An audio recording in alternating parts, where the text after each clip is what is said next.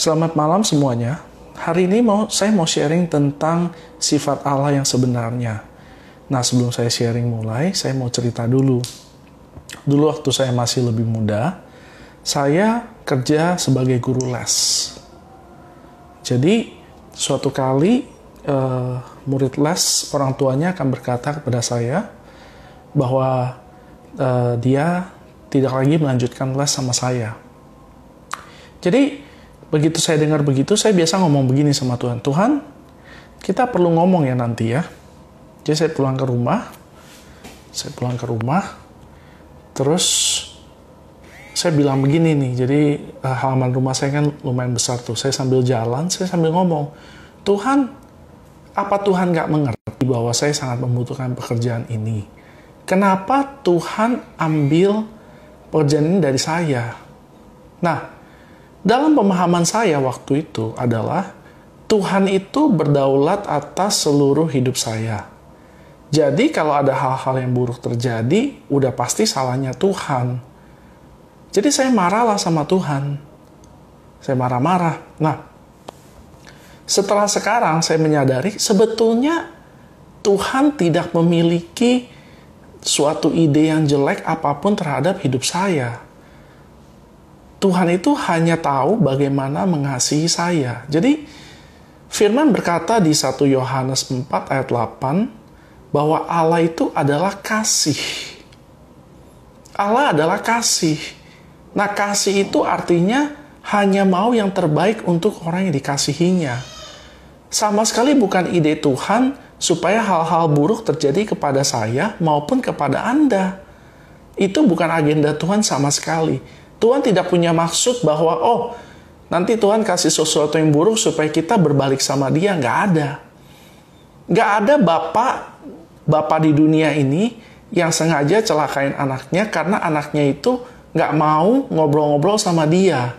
Nggak mau pergi ke sekolah. Sengaja, supaya dia mau pergi ke sekolah, saya jatuhin aja supaya dia luka. Nggak ada. Bapa di dunia nggak akan berbuat seperti itu, apalagi Bapa di surga. Bapa di surga itu adalah kasih. Kasih itu maksudnya adalah dia tidak bisa untuk tidak mengasihi. Allah tidak dapat tidak mengasihi Anda dan saya. Manusia itu diciptakan sama Tuhan karena Allah mencari objek untuk dikasihi. Jadi Anda dan saya diciptakan oleh Tuhan khusus untuk dikasihi. Anda dan saya diciptakan Tuhan khusus untuk dikasihi. Jadi tidak mungkin ada ide yang jelek muncul dari Allah untuk hidup kita, untuk hidup Anda dan saya. Tidak mungkin. Justru dia mencari-cari cara bagaimana caranya supaya kasihnya sampai kepada kita. Jadi kita harus memahami bahwa Allah itu sangat mengasihi kita. Kita harus mengerti dan mempercayai bahwa kita sangat dikasihi oleh Allah. Nah, mungkin kita bisa bilang, hidup saya kayaknya nggak kelihatan lah bahwa saya dikasihi Tuhan, kok kayaknya banyak masalah, saya stres dan sebagainya. Itu bukan tanda kita tidak dikasihi Tuhan. Itu terjadi karena kita tidak percaya. Jadi, kasih Tuhan itu harus diresponi dengan kita percaya. Satu-satunya cara kita merespon kasih Tuhan adalah dengan kita mempercayainya dan menerimanya. Ketika kita percaya dan kita terima, kita akan melihatnya. Jadi, ini terbalik nih ya. Jadi kita bukan lihat dulu baru percaya, tapi kita percaya dulu baru kita lihat.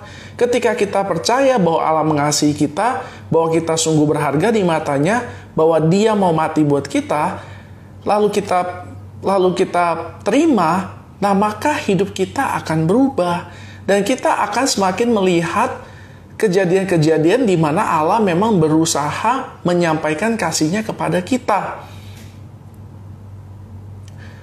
Waktu Adam dan Hawa di Taman Eden, mengapa setan menggoda Hawa? Karena dari kedua orang itu, yang lebih mengerti Tuhan adalah Adam. Dia tahu bahwa Adam itu sulit dibohongi karena dia sering mendengarkan Tuhan berbicara.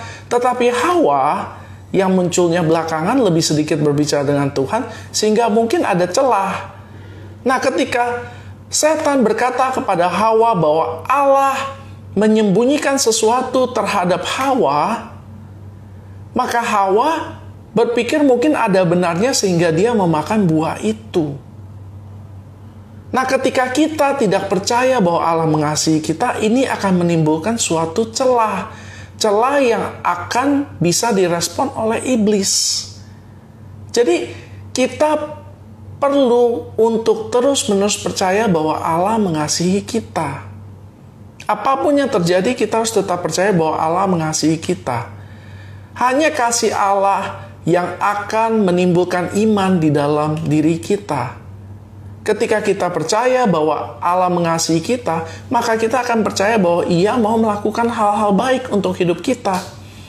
Ketika kita percaya bahwa Allah mengasihi kita, baru kita dapat melihatnya.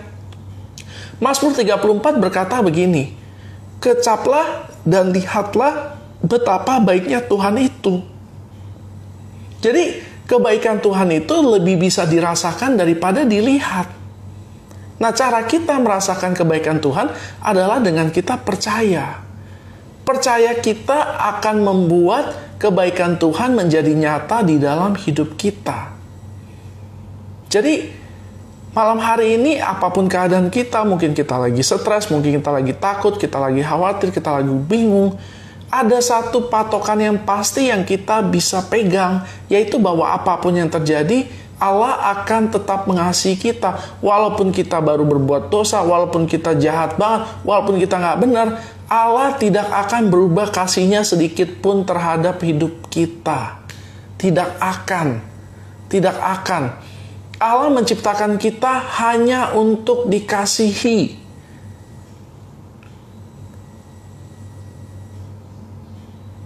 Jadi, jangan ragu. Percaya benar-benar bahwa Allah mengasihi kita.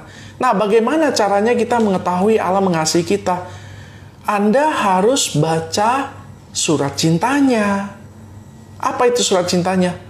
Alkitab. Alkitab adalah surat cintanya Allah. Ketika kita baca, kita renungkan, kita akan semakin percaya. Semakin kita percaya, semakin kita akan melihat bahwa Allah mengasihi kita.